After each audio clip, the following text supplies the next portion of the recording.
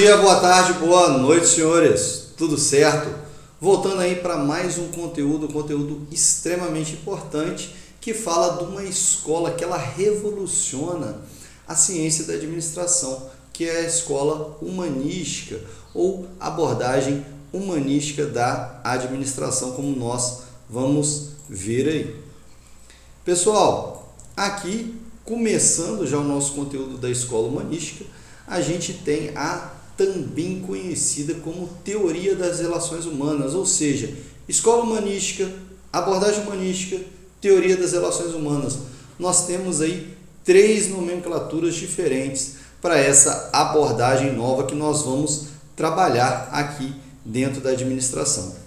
Pessoal, nós podemos ver aqui que a ideia, o conceito da teoria humanística, ele veio para revolucionar um pouco as teorias estudadas até o momento. Por quê? Na abordagem clássica, nós tivemos aí o trabalhador enquanto máquina, uma abordagem mais inflexível, uma teoria que ela deixa o ser humano mais robotizado, mais mecanizado, diferentemente da abordagem humanística, que ela vem no intuito de humanizar. Você pode aí demarcar, humanizar e democratizar um pouco mais a abordagem da administração, ou seja, ela deixa de lado os conceitos mais inflexíveis, mais rígidos aí da abordagem clássica, da teoria clássica da administração. A ideia é desenvolver as ciências humanas, principalmente a área da psicologia, ou seja, entendendo um pouco melhor a psique do ser humano. E o principal nome aí, é Elton Mayo, pessoal. Elton Mayo é o principal nome da abordagem humanística. O Elton Mayo, o que ele propôs, professor? Ele propôs alterar de maneira substancial a teoria clássica. Então, o que Elton Mayo propunha aí? Eliminar os postulados clássicos. Então, tudo que era lá da abordagem clássica, como a teoria da máquina, abordagem flexível, um pouco rígida, o ser humano, o trabalhador enquanto robô, enquanto máquina, ele vai eliminar essa parte. Então, essa abordagem, ela vem com uma quebra de paradigmas dentro da administração.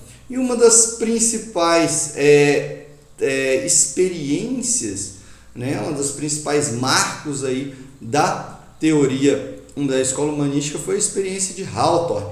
Lembrando, pessoal, para quem estudou aí a abordagem clássica, qual que era uma das principais críticas da abordagem clássica? A falta de experimento, a falta de experiência, ou seja, era uma teoria sem muita ciência. Que não. Na abordagem humanística, nós temos a experiência de Hawthorne. A experiência de Hawthorne, ela vem para modificar substancialmente as teorias da administração, que até o momento elas não vinham sendo pautadas por pesquisas científicas, pesquisas, experimentos que vão ser dado ênfase aqui na experiência de Hawthorne. Logo na primeira fase, ele decidiu lá observar 2 grupos, um com a luz variável, outro, um com a luz intensa, outro com a luz muito baixa, tentando perceber se essa variação de luz era transformada em mais ou menos trabalho,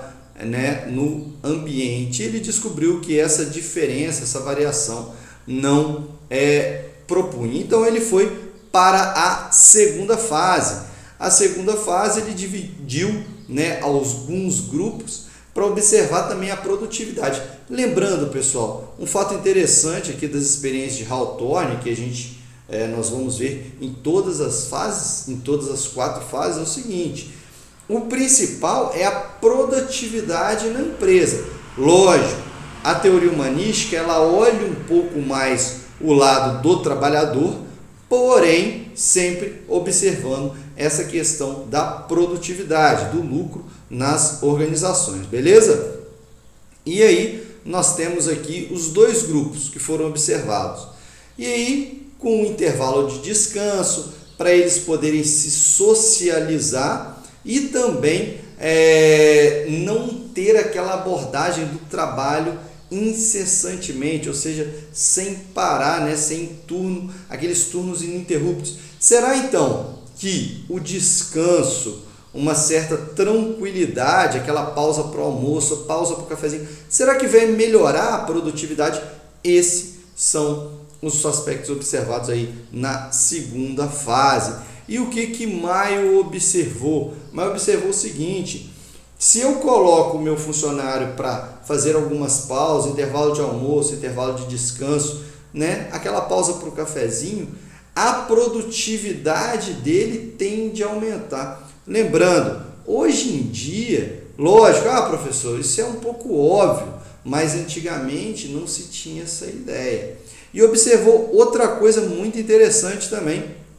Veja comigo, o desenvolvimento social da equipe, ou seja, a equipe passou ali a ter um clima de trabalho, né? Vou colocar aqui para vocês, um clima mais favorável, porque se observou que um ambiente de interação era muito mais, digamos assim, aprazível para aqueles funcionários, né? E aí ele já partiu para a terceira fase, né? Onde ele tende a observar algumas falas dos entrevistados, dos trabalhadores, para tentar pegar algum quesito ali ou alguma informação, algum método que poderia ser trabalhado de maneira que os seus funcionários produzissem mais. E ele observa a organização informal, que é algo que surgiu aqui dentro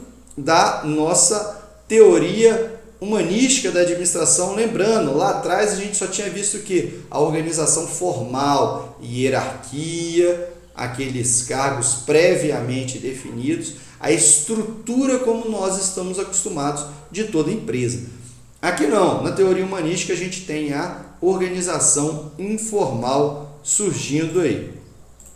Beleza, então as próprias regras, né, os funcionários eles estabelecem algumas relações interpessoais aí, que nós vamos falar um pouco para frente, de como essas interações são importantes para a organização, essa organização informal surgindo dentro da própria organização formal.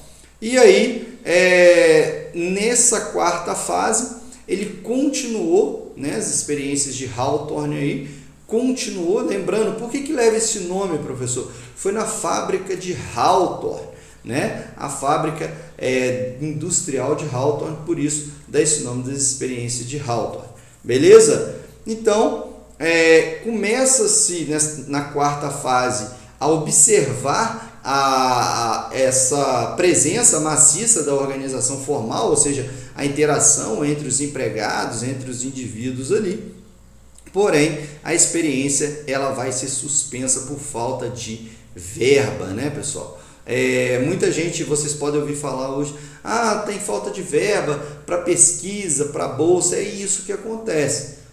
A falta de dinheiro aí tem um impacto muito negativo, porque as experimentos com certeza eles precisam de uma grana aí. Porém, apenas essas 4 fases trouxeram experiências muito enriquecedoras para a ciência da administração. E uma delas é que a produção ela é resultante de uma integração social dos próprios trabalhadores. Observe aqui, a produção é resultante da integração social, ou seja, se eu tenho uma integração maior da minha equipe, eu estou muito mais apto a produzir. Isso daqui você pode observar em diversos aspectos. Uma banda com músicos muito bons, mas que não tem uma integração social, provavelmente não dá aquele resultado. O time de futebol pode escalar o time com os melhores jogadores do mundo, se não tem aquela integração do time, aquele trabalho em equipe, não vai produzir o mesmo resultado. Empresa é a mesma coisa. A empresa precisa de ter uma integração social entre os indivíduos ali, uma maior parceria. Para quê? Para ter aquele trabalho em equipe melhor. É isso tão observado aí na teoria das relações humanas. a presença, melhor dizendo, desses grupos informais, em que o grupo ele acaba controlando o próprio grupo. Ó. Eu coloco aqui uma observação bem interessante, vamos até sublinhar aqui. O que acontece? O próprio grupo ele sanciona os seus próprios membros. Ou seja, o grupo ele pode fazer com que o membro ele tenha uma melhor apresentação, né? Obviamente apoiando esse membro, também como pode sancionar de maneira a fazer com que ele sofra aí alguma limitação moral pelo próprio grupo. Vocês podem observar isso até talvez dentro de sala de aula, né? O indivíduo aceito pelo grupo ou aquele rejeitado pelo grupo, então o próprio grupo aí consegue fazer com que a moral, né, desse indivíduo ela suba ou caia dependendo das relações. E umas outras conclusões muito importantes aqui também, né? Lembrando essa diferenciação que eu gosto de você, os clássicos se preocupavam com aspectos formais, né? Eu quero que você grave isso da organização, vou sublinhar aqui, e os humanistas eles se preocupavam com aspectos informais da organização. E principalmente aqui o conceito do homo socialis, ou seja, o indivíduo aqui, vale a pena a gente traçar esse paralelo e fazer esse adendo aí em relação ao homo socialis. O homo socialis, ele é um indivíduo que convive em sociedade, um indivíduo que convive socialmente, beleza? Então é muito importante a gente ter isso em mente, beleza? Então o homo socialis aí é que os indivíduos eles conseguem conviver socialmente, ou seja, os seus valores, todos os seus aspectos é a partir da interação entre os indivíduos. Beleza? A compreensão das relações humanas também, que permite você compreender melhor o seu funcionário, dados os seus aspectos sociais, né? É aquela parte psicológica, psique do empregado. A importância dos conteúdos dos cargos, obviamente, trabalhos repetitivos, eles podem desmotivar o trabalhador, isso é muito importante a gente saber também, e a ênfase dos aspectos emocionais, interpessoais do grupo também, que são vistos, né, são experienciados nessa experiência, nessa pesquisa da fábrica de Hawthorne.